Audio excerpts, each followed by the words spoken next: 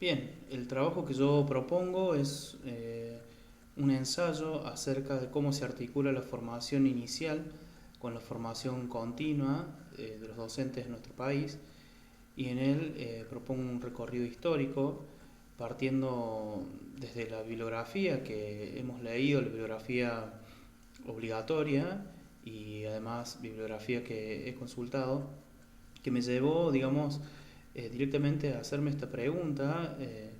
ya que me condujo a mi formación inicial, a pensar en este tipo de formación que yo tuve, que considero que eh, por suerte tuve una muy buena formación inicial, fue una muy buena experiencia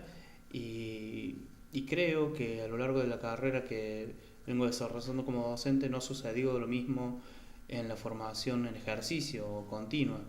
ya que este es un camino más incierto, es un camino más personal y no ha habido una sistematización de esta formación y tampoco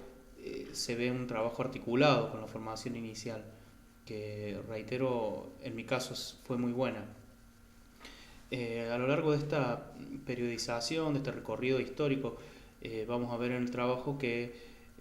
han existido distintos tipos de formación que se han ido ajustando a sus tiempos desde los comienzos, del inicio del sistema educativo argentino. Podríamos hablar de la época de la colonia, si se quiere, donde los docentes, obviamente no tenían ningún tipo de formación, sino que más bien era un camino autodidacta y estaba principalmente fundamentado en la vocación del docente y era un sacerdocio prácticamente. El docente tenía una dedicación exclusiva a esta tarea. Más tarde con el normalismo, con el impulso que da Sarmiento a la educación, la creación de las escuelas normales, se va a empezar a exigir la titulación de los docentes como requisito para poder enseñar y esto va a traer como aparejado, digamos, un comienzo de una formación más institucionalizada, más formal si se quiere, donde en estas escuelas normales, como conocemos, la primera de ellas fue la Escuela Normal de Paraná, estas escuelas se van a empezar a replicar en el resto del territorio que existía en ese momento y allí mismo van a funcionar como formadoras de docentes estas escuelas, donde generalmente el que tenía esta tarea era el inspector de dar una clase para formar a los docentes que estaban en la misma y a veces se le encargaba a otro docente que preparara una clase y finalizada esta clase se abría un espacio de debate donde se discutían estos temas. Recordemos que a esa altura, fines del siglo XIX, principios del siglo XX, eran muy pocos los docentes titulados. Sarmiento había tenido la idea de traer docentes de Estados Unidos, que eran los que sí estaban formados, capacitados con título, y acá era muy incipiente toda esta formación, entonces eran los primeros pasos de la formación. Más tarde también se, se puso en marcha una revista que sirvió también, que hacía las veces de formación para aquellos docentes que no tenían título y traía las novedades acerca de lo cual los docentes tenían que estar atentos y atender a ciertas este, temáticas nuevas, formas didácticas y pedagógicas que se exigían como, o se presentaban como novedades y que era una forma de homogeneizar, digamos, a los agentes, en ese momento los agentes del Estado que eran los docentes que tenían como misión difundir la cultura y en este caso una cultura que se intentaba imponer como hegemónica y como forma de homogeneizar a la población. Recordemos principios del siglo XX con la inmigración, bueno, el Estado recientemente creado intentaba imponer una idea de nación, ¿sí? Eh, bueno, los cambios tecnológicos, culturales, también fueron influyendo en esta formación, que recordemos la formación en ejercicio en ese momento era vista como un refuerzo, simplemente como un refuerzo de la formación inicial. Más adelante, ya pasando la mitad del siglo, influidos por políticas norteamericanas, europeas, eh, la formación cobra un tinte más tecnocrático, más bien basada en, la, en el dominio del currículum por parte del docente. Se exige un docente que conozca fehacientemente la materia que le toca trabajar. Y bueno, esto tiene todo un tinte también que se puede vincular a los modelos económicos como el desarrollismo, ¿sí? Donde también paralelamente el rol docente va cobrando un rol ya no de sacerdocio ni tan de vocación, sino más bien empieza a ser un obrero, un trabajador de la educación. Surgen los sindicatos también que empiezan a defender los derechos de los docentes. Y bueno, paralelamente a esto van surgiendo distintos tipos de formación docente. Recordemos que para esa época, a fines de los 60, principios de los 70, también surge la educación para la liberación de Paulo Freire. Entonces empiezan a surgir diferentes corrientes que intentan aportar otras ideas acerca de lo que es la educación. Ya a principios de siglo había surgido la escuela nueva, que no va a tener una gran influencia en nuestro sistema, no va a lograr instalarse en nuestro sistema, pero sí deja un antecedente acerca de que hay otras maneras de trabajar en la escuela y otras maneras de formar a los docentes. Bueno,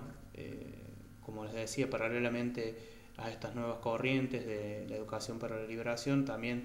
en casi toda Latinoamérica lamentablemente surgen las dictaduras,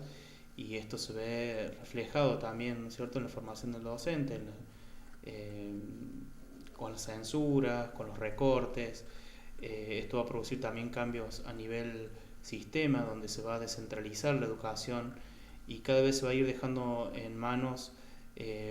más bien de los propios docentes. La formación se va a ir pasando a las provincias, en algunos casos a los municipios, y se va a ir como desarticulando un poco el sistema. Con la llegada de la democracia se intenta, y a través también del desarrollo de la tecnología, abrir un poco más el juego, y comienzan a haber distintos tipos de propuestas, como propuestas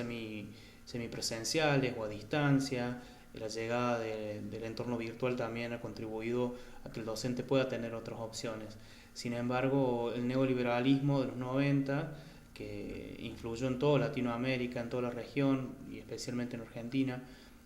movido de la mano del Banco Mundial, del FMI, que bueno, propusieron este tipo de programas, hicieron que la carrera docente cobrara un tinte más bien economicista, digamos. Estuvo recortada por este paradigma, y bueno, y el docente como trabajador, una de las formas de conservar sus puestos de trabajo fue lograr puntos, entrar en una carrera de puntaje, para lo cual se necesita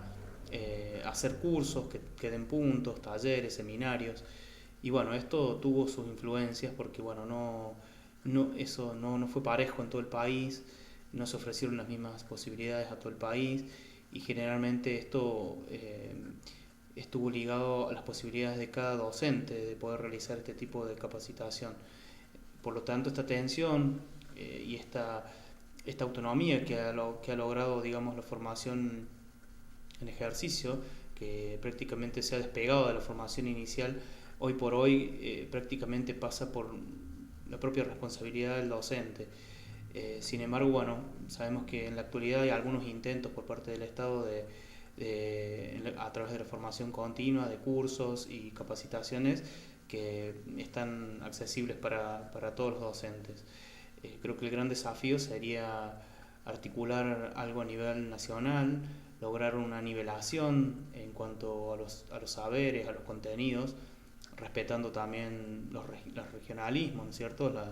las necesidades de cada región, pero hay una disparidad también en la formación docente en las distintas provincias. Yo creo que ese es el desafío, un poco como planteo en la introducción del trabajo, que esta grieta, digamos, que hay entre la formación inicial y la formación continua,